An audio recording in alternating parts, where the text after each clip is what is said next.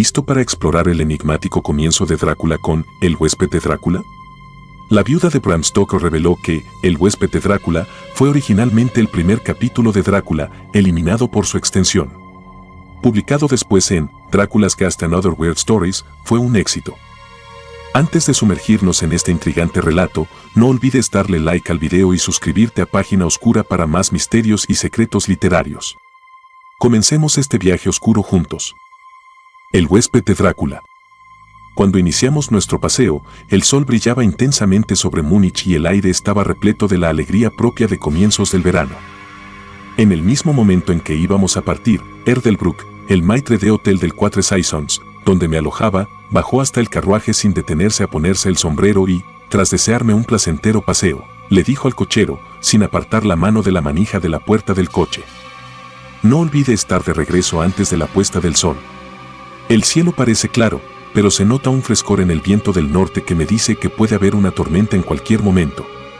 Pero estoy seguro de que no se retrasará, sonrió, pues ya sabe qué noche es. Johann le contestó con un enfático: ja, Meiner. Y, llevándose la mano al sombrero, se dio prisa en partir. Cuando hubimos salido de la ciudad le dije, tras indicarle que se detuviera: dígame, Johann, ¿qué noche es hoy? Se persignó al tiempo que contestaba lacónicamente: Walpurgisnacht. Y sacó su reloj, un grande y viejo instrumento alemán de plata, tan grande como un nabo, y lo contempló, con las cejas juntas y un pequeño e impaciente encogimiento de hombros. Me di cuenta de que aquella era su forma de protestar respetuosamente contra el innecesario retraso y me volví a recostar en el asiento, haciéndole señas de que prosiguiese. Reanudó una buena marcha, como si quisiera recuperar el tiempo perdido. De vez en cuando, los caballos parecían alzar sus cabezas y olisquear suspicazmente el aire. En tales ocasiones, yo miraba alrededor, alarmado. El camino era totalmente anodino, pues estábamos atravesando una especie de alta meseta barrida por el viento. Mientras viajábamos, vi un camino que parecía muy poco usado y que aparentemente se hundía en un pequeño y serpenteante valle. Parecía tan invitador que, aun arriesgándome a ofenderle, le dije a Johann que se detuviera y, cuando lo hubo hecho, le expliqué que me gustaría que bajase por allí. Me dio toda clase de excusas y se persignó con frecuencia mientras hablaba. Esto, de alguna forma, excitó mi curiosidad, así que le hice varias preguntas. Respondió evasivamente, sin dejar de mirar una y otra vez su reloj como protesta. Al final, le dije: bueno, Johann, quiero bajar por ese camino. No le diré que venga si no lo desea, pero cuénteme por qué no quiere hacerlo, eso es todo lo que le pido. Como respuesta, pareció zambullirse desde el pescante por lo rápidamente que llegó al suelo. Entonces extendió sus manos hacia mí en gesto de súplica y me imploró que no fuera. Mezclaba el suficiente inglés con su alemán como para que yo entendiese el hilo de sus palabras. Parecía estar siempre a punto de decirme algo, cuya sola idea era evidente que le aterrorizaba, pero cada vez se echaba atrás y decía mientras se persignaba: Walpurgisnacht. Traté de argumentar con él, pero era difícil discutir con un hombre cuyo idioma no hablaba. Ciertamente, él tenía todas las ventajas, pues aunque comenzaba hablando en inglés, un inglés muy burdo y entrecortado, siempre se excitaba y acababa por revertir a su idioma natal, y cada vez que lo hacía miraba su reloj. Entonces los caballos se mostraron inquietos y olisquearon el aire. Ante esto, palideció y, mirando a su alrededor de forma asustada, saltó de pronto hacia adelante, los aferró por las bridas y los hizo avanzar unos 10 metros. Yo le seguí y le pregunté por qué había hecho aquello. Como respuesta, se persignó, señaló al punto que había abandonado y apuntó con su látigo hacia el otro camino, indicando una cruz y diciendo, primero en alemán y luego en inglés: enterrados, estar enterrados los que matarse ellos mismos. Recordé la vieja costumbre de enterrar a los suicidas en los cruces de los caminos. Ah, ya veo, un suicida. ¡Qué interesante! Pero a fe mía que no podía saber por qué estaban asustados los caballos.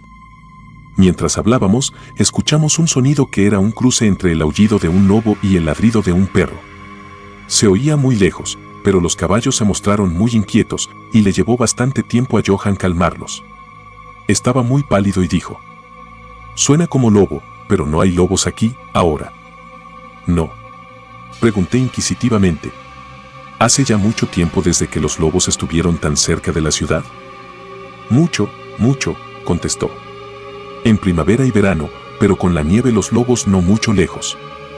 Mientras acariciaba los caballos y trataba de calmarlos, oscuras nubes comenzaron a pasar rápidas por el cielo. El sol desapareció y una bocanada de aire frío sopló sobre nosotros. No obstante, tan solo fue un soplo, y más parecía un aviso que una realidad, pues el sol volvió a salir brillante. Johan miró, haciendo visera con su mano, hacia el horizonte y dijo: «La tormenta de nieve venir dentro de mucho poco». Luego miró de nuevo su reloj y, manteniendo firmemente las riendas, pues los caballos seguían manoteando inquietos y agitando sus cabezas, subió al pescante como si hubiera llegado el momento de proseguir nuestro viaje.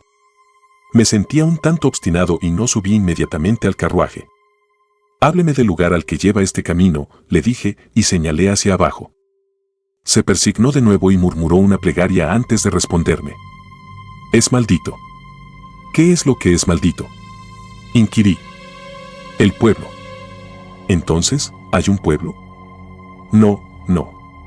Nadie vive allá desde cientos de años». Me devoraba la curiosidad. Pero dijo que había un pueblo. Había. ¿Y qué pasa ahora?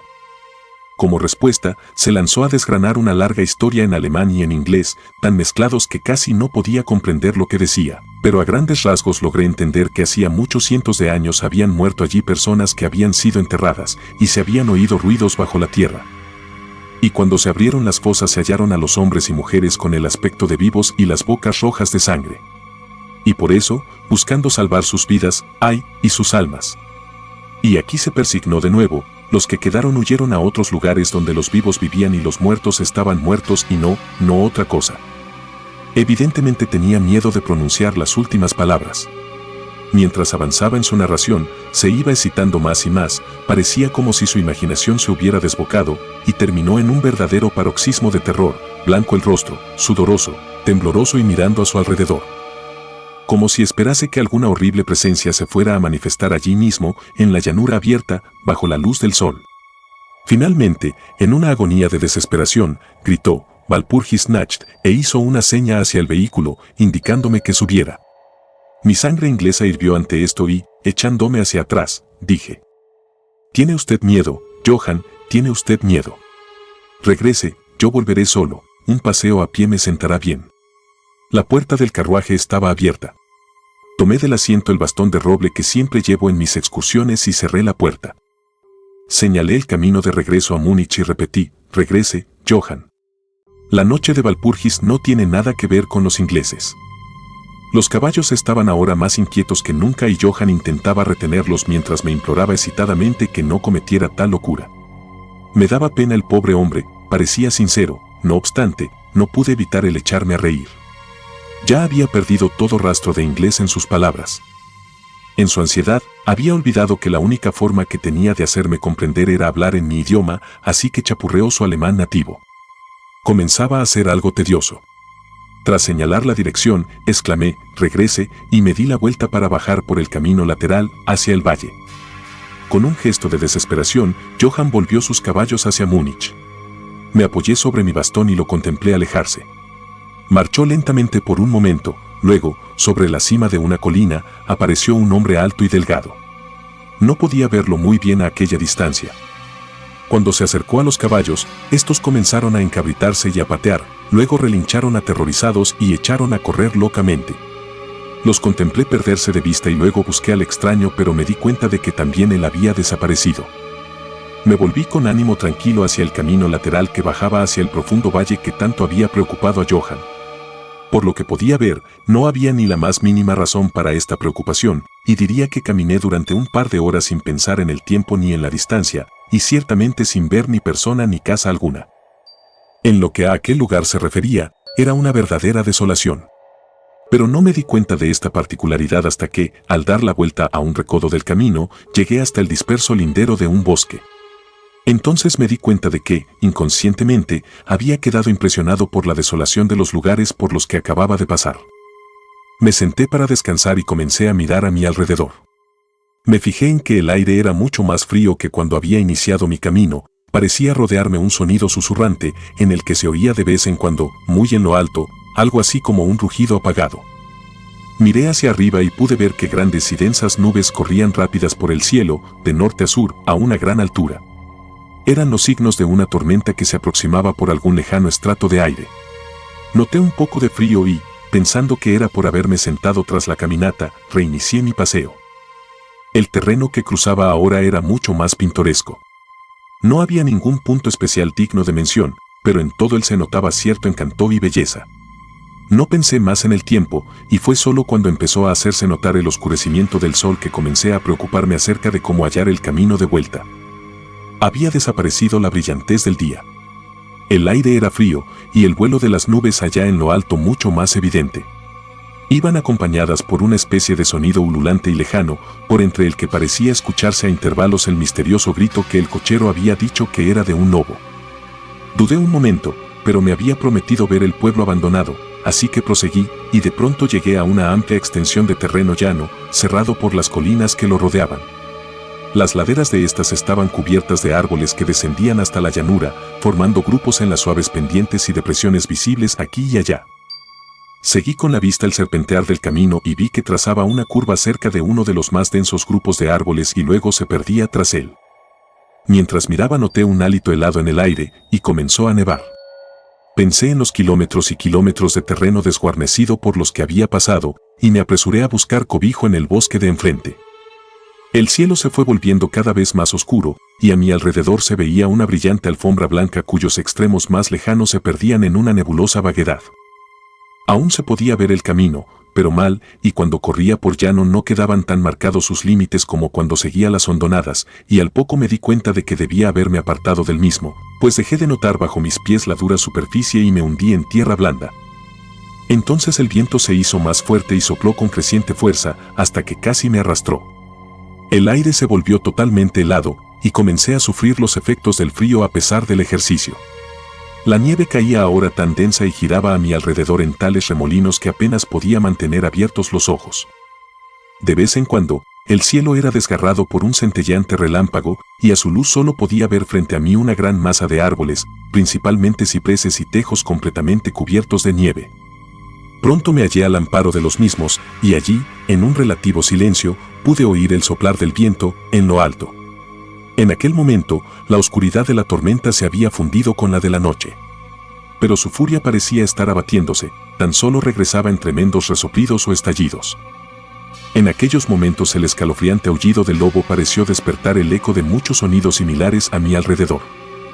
En ocasiones, a través de la oscura masa de las nubes, se veía un perdido rayo de luna que iluminaba el terreno y que me dejaba ver que estaba al borde de una densa masa de cipreses y tejos. Como había dejado de nevar, salí de mi refugio y comencé a investigar más a fondo los alrededores.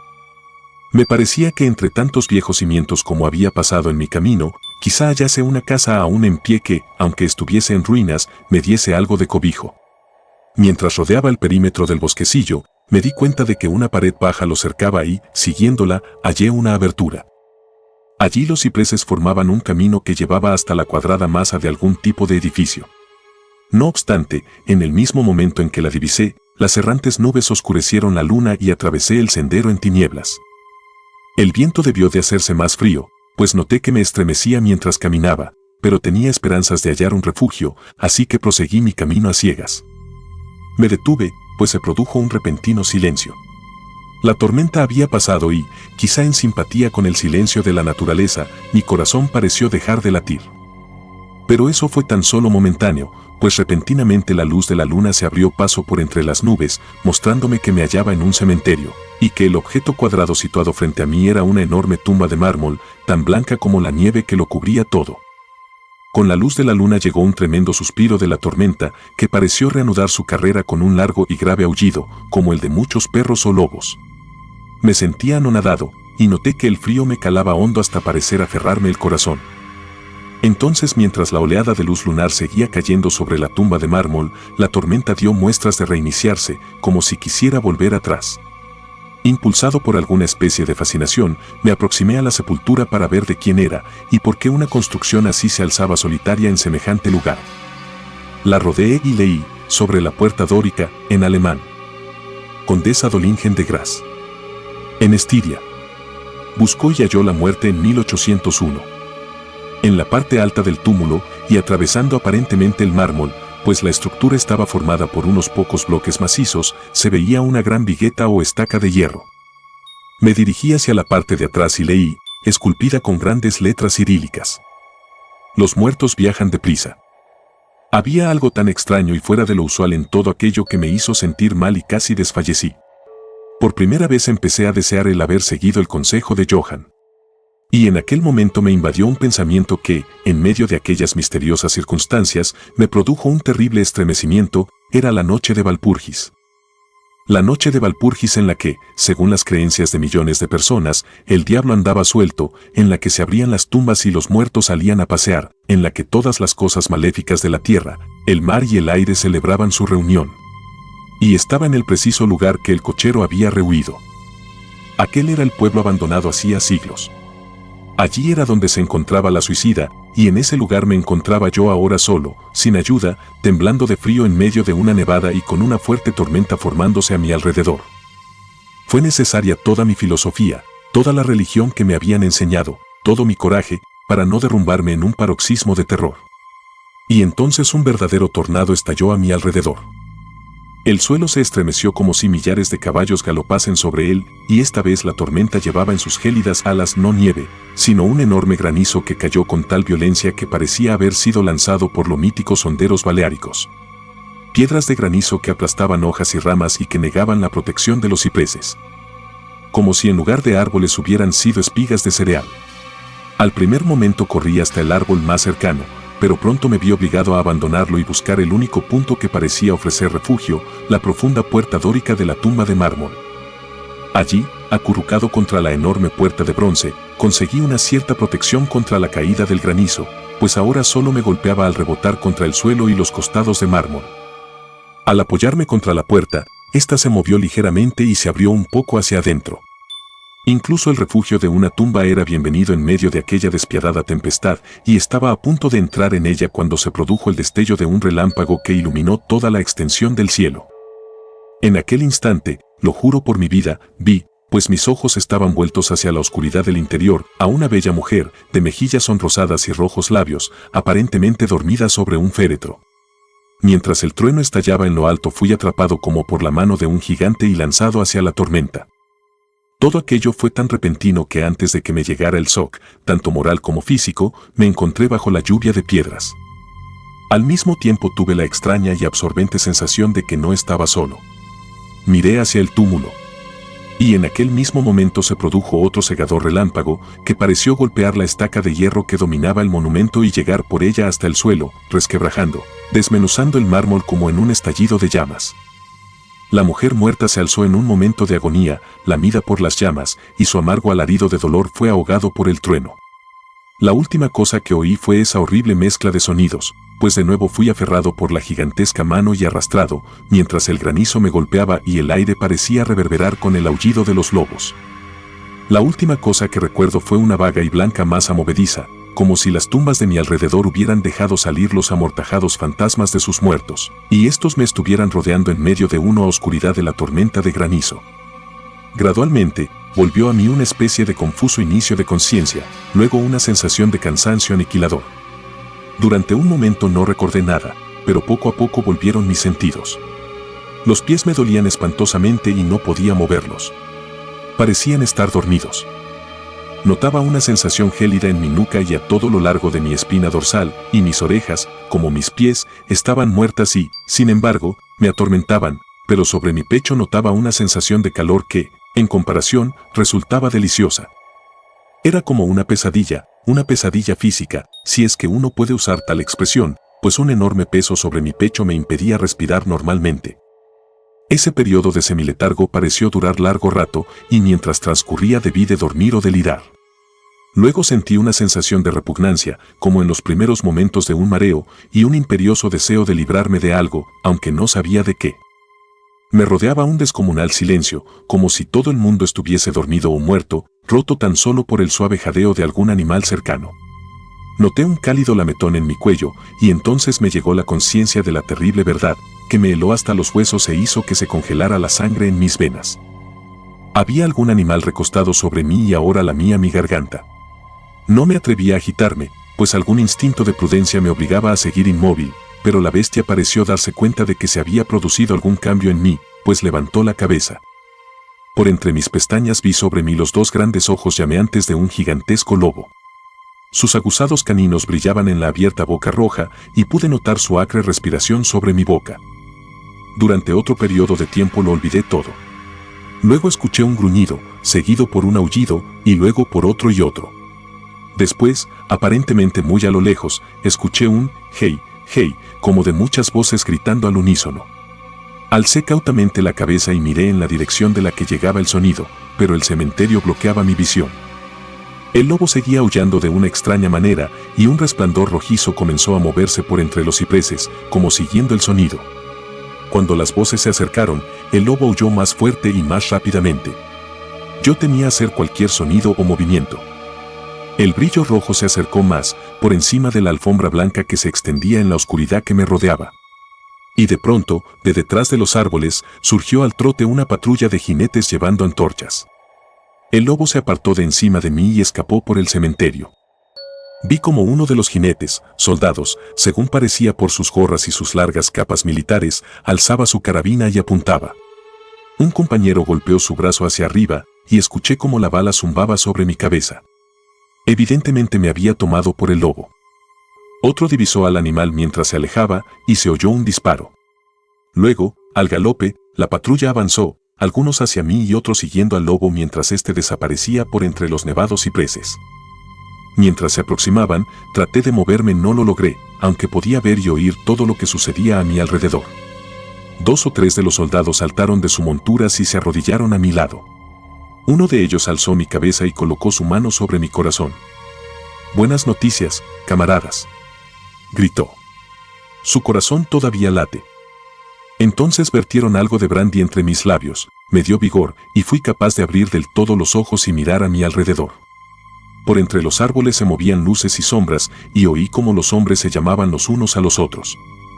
Se agruparon, lanzando asustadas exclamaciones, y las luces centellearon cuando los otros entraron amontonados en el cementerio, como posesos. Cuando los primeros llegaron hasta nosotros, los que me rodeaban preguntaron ansiosos: «¿Lo habéis hallado?». La respuesta fue apresurada: «No. No.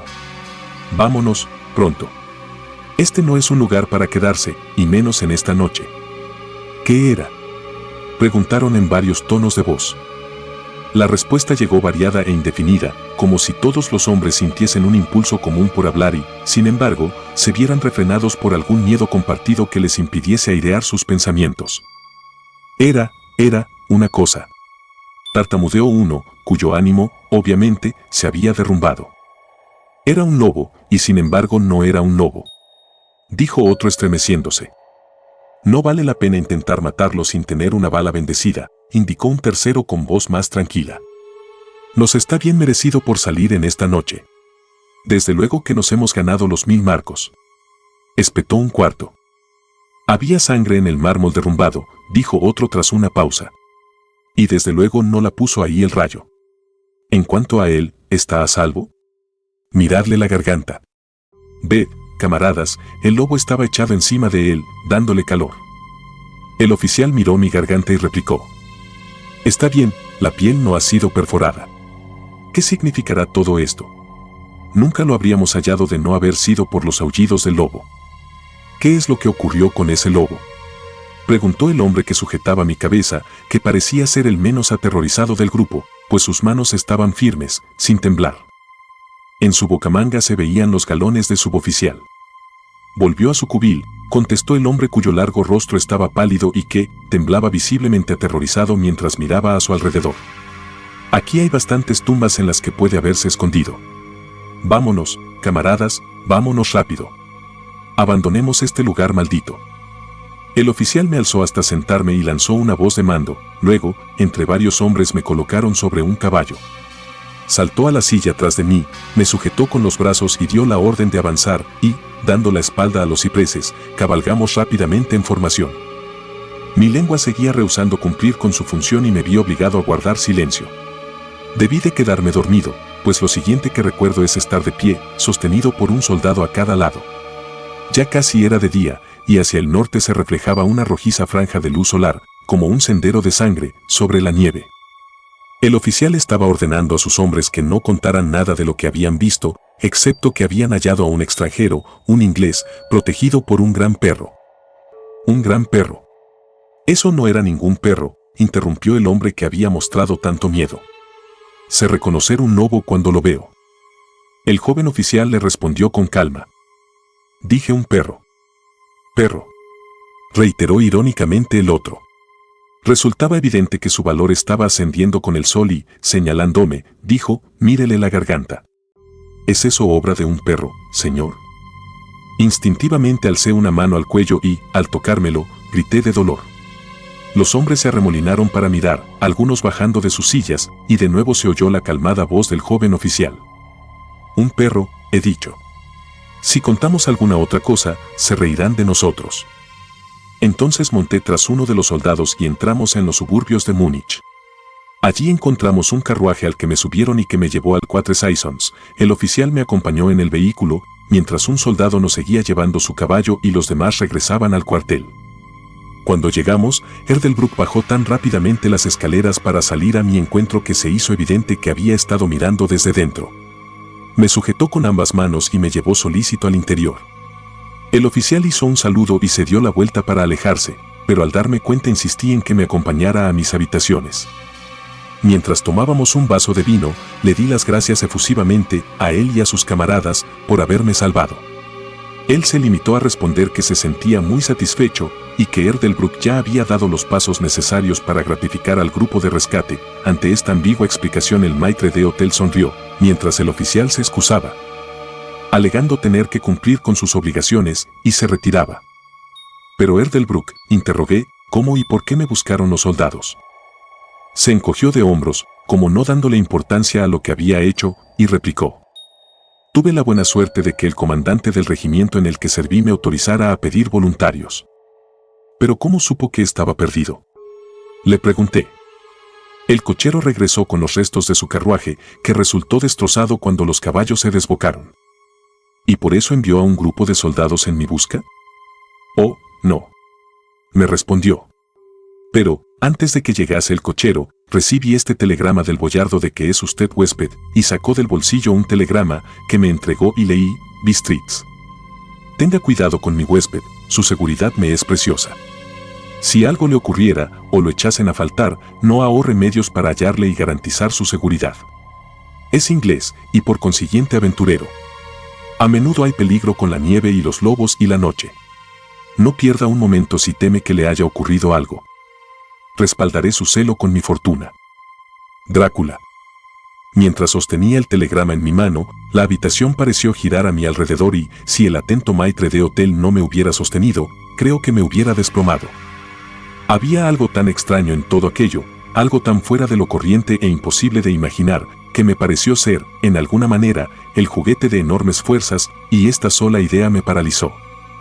Ciertamente me hallaba bajo alguna clase de misteriosa protección. Desde un lejano país había llegado, justo a tiempo, un mensaje que me había arrancado del peligro de la congelación y de las mandíbulas del lobo.